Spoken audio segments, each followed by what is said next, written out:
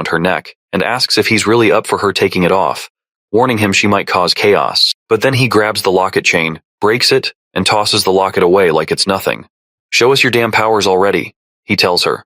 And so, the fire starts to crackle around her, and this macabre dance of flames just leaves our hero's eyes wide open, and the entire prison cell lights up with the light.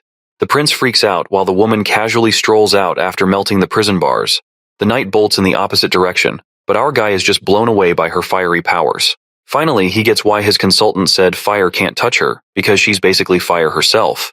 Once the flames die down, the former engineer in him sparks with a genius idea. He's not about to waste such epic magic without using it to revolutionize things. When she asks him to end her life because she's shown him what he wanted to see, he surprises her. He throws his coat over her burnt clothes and tells her she's hired.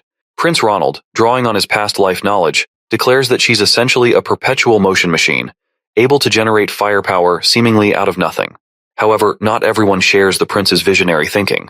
The consultant is utterly annoyed by Ronald's decision. He shouts, reminding him of the witch's ability to obliterate anyone with a mere gesture. Moreover, he warns that hiring her could attract the attention of the Witch Cooperation Association, potentially leading to their destruction. But Ronald dismisses the old man's concerns, instructing him to prepare a work contract. He then starts walking away, casually mentioning that he intends to establish a working relationship with the witch, Anna, and further orders the consultant to arrange accommodation for her as well. Back at the administrative office in Bordertown Castle, the old man reports he's taken care of everything as instructed, but he's not sure about sparing the witch's life. The prince cuts him off, saying not to question his decisions. To him, witches aren't some monsters, but the old man's still not convinced.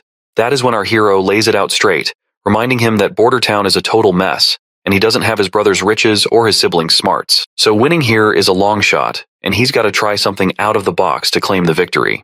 The old man's impressed by the prince's determination and agrees to arrange a meeting with Miss Anna. Meanwhile, Miss Anna is getting a thorough wash and cleanup, and once she's looking all cute and tidy in some nice clothes, she's escorted to meet our hero. The knight shows our hero the cottage where Anna will be staying.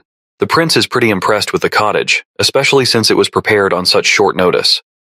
Just then, the knight announces Anna's arrival. When our hero turns around, he sees her in a maid's attire, looking absolutely stunning. He's pleasantly surprised and amazed at how well the clothes turned out.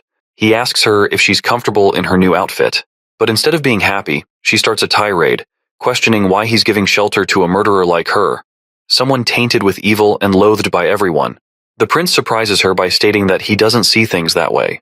He dismisses all the talk about evil witches and devil's powers as nonsense. He explains that people are just scared because they don't understand her significance to society. He extends his hand, telling her he accepts her despite her flaws. He promises to teach her how to use her powers for good and to make a positive impact on the world. Once inside the empty cottage, Anna immediately starts practicing, unleashing her fiery powers. However, as flames scatter around uncontrollably, our hero realizes teaching her magic control is going to be tougher than he thought. On top of that, there's the issue that every time she uses her powers, her clothes get incinerated, leaving her embarrassed and naked. Both of them feel awkward, but our hero is relieved he had prepared multiple sets of clothes ahead of time. Just then, the old man bursts in with urgent news. While gasping for breath, he shocks everyone by reporting that their patrols have spotted signs of demon activity months earlier than expected this year. Of course, our hero has no clue about these months of demons, and seeing everyone terrified only piques his curiosity further. The old man reveals to the clueless prince that every winter, after the first snowfall and when the sun sets, the gates of hell open in the Dragonspine Mountains. Bordertown isn't defensible, so everyone must flee to Longsong Fortress. However, the old man reassures him that his safety is their top priority. Curious, the boy asks if the old man has seen these gates of hell himself.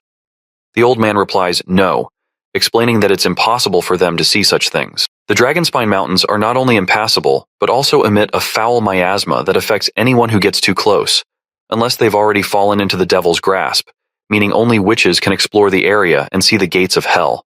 The prince then wonders if the old man has ever encountered demons. Once again, the answer is no. It's his first time in the central region of Grey Castle, and hardly anyone's ever come face to face with a real demon. Looks like it makes sense to our hero why this place doesn't thrive with a bustling economy, because people always get evacuated at the end of every year. The boy then raises a valid point, which is that if Longsong Fortress can fend off the demons, it means they're not invincible.